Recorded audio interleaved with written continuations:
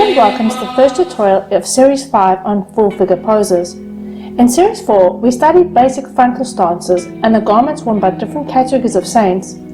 In this series, we're going to take things a step further and look at some more complex stances such as seated figures. To start off with, we're going to draw a basic three-quarter figure.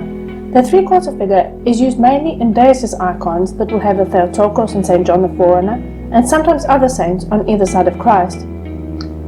The hierarch and the apse of the church are depicted in a three-quarter stance, and it is also used in complex compositions. This stance allows the figure to be in communion with both the other figures in the scene as well as with the viewer.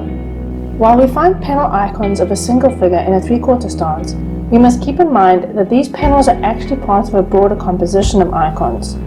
So we usually won't draw a single figure icon in a three-quarter stance where they aren't directed towards someone or something else in the composition. St. Petersburg, for example, is often depicted in a three-quarter stance, but she is either looking up at Christ or at the mandorla signifying Christ. So without any further ado, we will draw the Theotokos in a deices stance. This is also very similar to her stance in the Annunciation or Crucifixion icons.